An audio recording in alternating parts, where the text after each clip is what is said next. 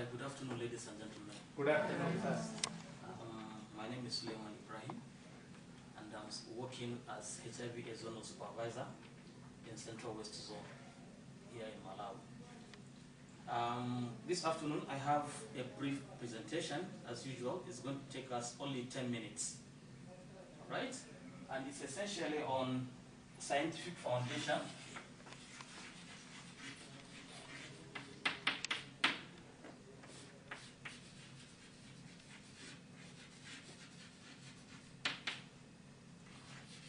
of Adventist health message.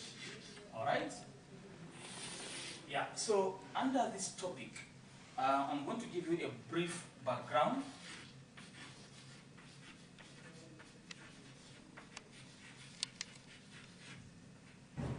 And then secondly, we're going to look at some researches that have actually been done in relation to research on biblical anthropology,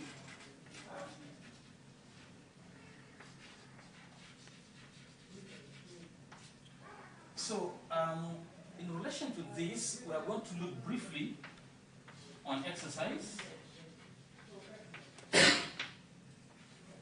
and breakfast.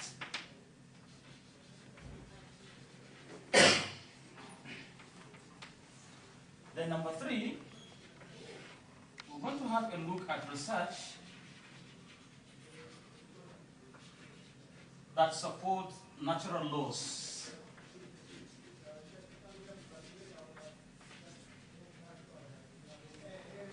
All right, so under this one, we're going to briefly look at lifestyle diseases and the factors.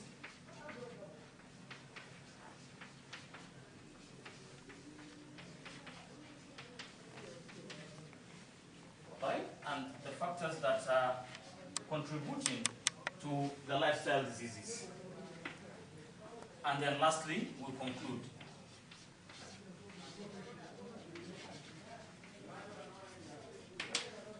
Yeah, so a brief background.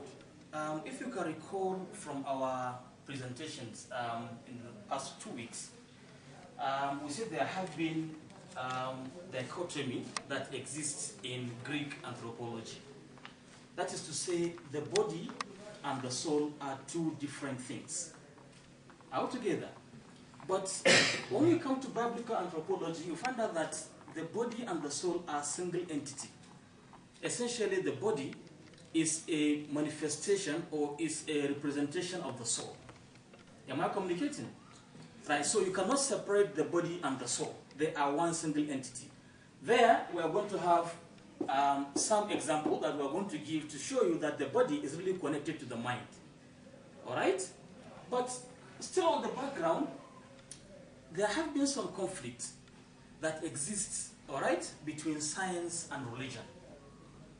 All right? The two are actually trying to find out the truth. They are trying to find out, all right, what actually happened to human. They want to improve people's knowledge altogether. But the method that is being used are somehow different. Now, over the years, science is beginning to come closer, all right, to prove what is there written in the scriptures, especially the Bible. Am I communicating? Right, so we are going to see how. Now, according to some researches, for example, when you talk of exercise, there is a research conducted by Oslo and his colleagues in 2006, which suggests that when you take regular, systematic exercise, all right, the body is going to produce some chemicals, all right, some substances that are going to energize the nervous system. They are going to energize the central nervous system, and the person remains healthy altogether. Yeah, so in addition to the physical, all right, physical improvement, that is for the bones, for the muscles, for the circulatory system, even the digestive system that you are going to receive when you undertake regular exercise, there is also the important, the advantage of trying to energize your central nervous system, and you're going to live healthy. So exercise relieves stress, it relieves anxiety, all right? As such, that is also trying to tell us, okay, now the dichotomy that exists is beginning to say, okay, the science is trying to say the body and the soul is, they are one single entity. Because in addition to the physical advantage, all right, the exercise also brings about this mental advantage. Are we together? Now, other researches have also been conducted in regards to breakfast. This have happened more than 30 years ago. There is a research that was conducted in 1971, all right, by Carey and another person called V. Mister. They have found out that taking regular breakfast also improves the health of an individual. That is, if you take regular, all right, balanced breakfast, all right, healthy breakfast, you are going to have a relief in stress. And if you have a child who is taking regular breakfast, he performs actually better at school. All right, academically, he performs better than compared to somebody who doesn't take breakfast. Are we together? So, in that regard also, science is now trying to prove that that dichotomy that exists, all right, between body and soul is now becoming closer. That is to say, body and soul are becoming one single entity. All right? Are we together? Yes. Yeah. So, moving forward on natural laws, you can recall last week that we said God the Almighty who created us, all right, have chosen prophets among us, and he delivered his message to these prophets so that we all understand the knowledge, the message. Out there. Now, so from the God's laws, we said diseases are actually a manifestation of what we do. For example, if we disobey God's commandments, God says, thou shalt not commit adultery. Out there. Now, if you go about committing adultery, there is likelihood that you're going to contract HIV or other sexually related infections. So, disobedient to God's laws. Out there. All right, disobedience to that law can actually bring about disease.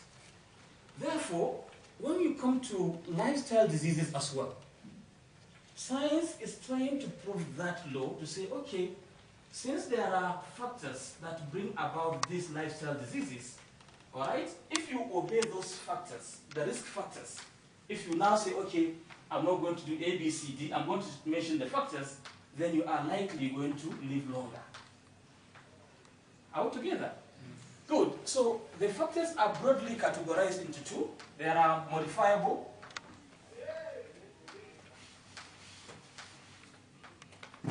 There are modifiable and unmodifiable. All right. Under unmodifiable, let's start with this one. Things like age, sex, and hereditary. You cannot actually change them. There are diseases that are there because you are either a man or a woman. Are we together? You expect a woman to have cervical cancer. Are we together? Because she's a woman. A man cannot have cervical cancer. Likewise, prostate cancer is only applicable to men, not to women. So there are those conditions that are actually because of our own sex. Some because of our age, because we are aging, we cannot change that. Now, the modifiable factors that we can actually modify include smoking. Are we together? Alcohol, because there are a lot of diseases that can be caused by smoking, alcohol. And then also sedentary lifestyle. If we don't engage in physical activity, we don't move about. Are we together? We are likely going to have problems like obesity and other problems. Are we there? Yeah, others include even the diet that we take. If it's high in fat or salt, or refined sugar, we are also likely predisposing ourselves to these lifestyle diseases. Right? Then, if we also take less of vegetable, fruits, and cereals, we're also disposing ourselves to lifestyle diseases. So this, all right, thank you so much. My time is off. Thank you so much for the attention. Zikomo.